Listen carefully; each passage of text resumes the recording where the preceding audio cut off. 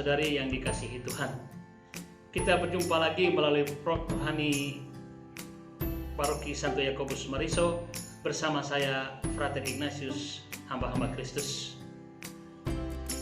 Saat ini kita masih dalam suasana Paskah, karena itu saya ingin menyampaikan selamat Paskah kepada kita sekalian, dan sekaligus saya mengajak kita semua untuk mengheningkan cipta sejenak untuk mendoakan saudara-saudara kita yang menjadi korban banjir bandang dan tanah longsor yang terjadi beberapa waktu lalu hampir di seluruh wilayah Nusa Tenggara Timur, terutama di Pulau Adonara dan Pulau Lembata yang menelan lebih banyak korban jiwa. Untuk itu mari kita mengheningkan cipta dan berdoa.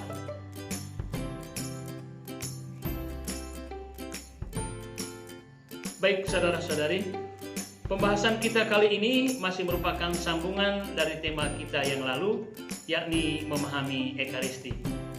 Ada beberapa hal seputar Ekaristi sudah kita bahas bersama dalam vlog yang lalu. Salah satu diantaranya yakni tentang penggunaan bahasa pribumi. Nah, sebelum Konsili Vatikan kedua, hanya satu bahasa yang digunakan dalam perayaan Ekaristi, yakni bahasa Latin. Namun setelah adanya pembaharuan yang terjadi dalam Konsili Vatikan kedua, bahasa pribumi sudah bisa digunakan dalam setiap perayaan Ekaristi. Namun ada beberapa hal yang ditegaskan dalam dokumen konstitusi tentang liturgi suci atau Sacrosanctum Concilium dalam artikel 36 yang harus menjadi perhatian kita bersama. Yakni pertama, penggunaan bahasa Latin hendaknya dipertahankan dalam ritus-ritus lain, meskipun ketentuan-ketentuan hukum khusus tetap berlaku. Untuk itu saudara-saudari, untuk lagu-lagu ordinarium kita masih setia menggunakan bahasa Latin, walaupun banyak juga lagu-lagu ordinarium dalam bahasa Indonesia. Kedua, akan tetapi dalam misa, dalam pelayanan sakramen-sakramen maupun bagian-bagian lain liturgi lainnya tidak jarang menggunakan bahasa pribumi dan dapat sangat bermanfaat bagi umat. Maka seyogyanya diberi kelonggaran yang lebih luas, terutama dalam bacaan-bacaan dan dalam ajakan-ajakan dan dalam berbagai doa dan nyanyian. Ketiga, sambil mematuhi kaidah-kaidah itu, pimpinan gereja setempat yang berwenang menetapkan apakah dan bagaimanakah bahasa pribumi itu digunakan. Bila perlu, hendaknya ada konsultasi dengan para uskup tetangga di kawasan di mana menggunakan bahasa yang sama.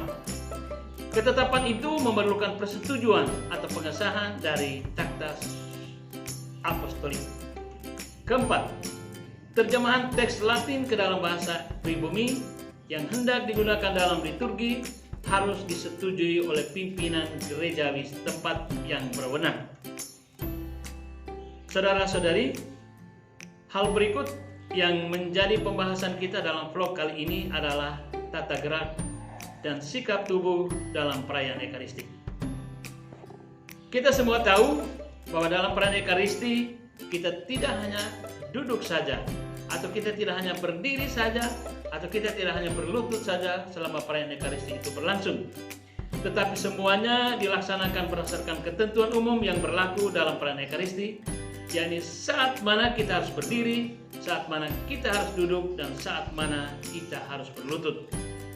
Untuk itu saudara-saudari yang dikasihi Tuhan, Romo Emmanuel Marta Sujita PR dalam bukunya Ekaristi, Tinjauan Teologis, Liturgis, dan Pastoral mengatakan bahwa dalam buku Pedoman Umum Misa Romawi tahun 2000 mengenai pedoman tata gerak dan sikap tubuh bagi para petugas liturgi dan seluruh umat harus dilaksanakan menurut 3 patokan berikut.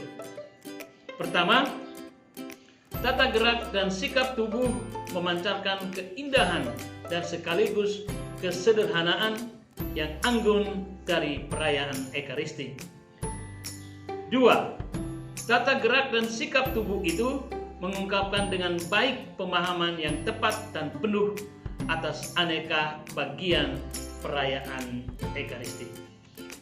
Ketiga, tata gerak dan sikap tubuh ini membuat jemaat atau membuat umat bisa sungguh berpartisipasi secara aktif dalam perayaan Ekaristi.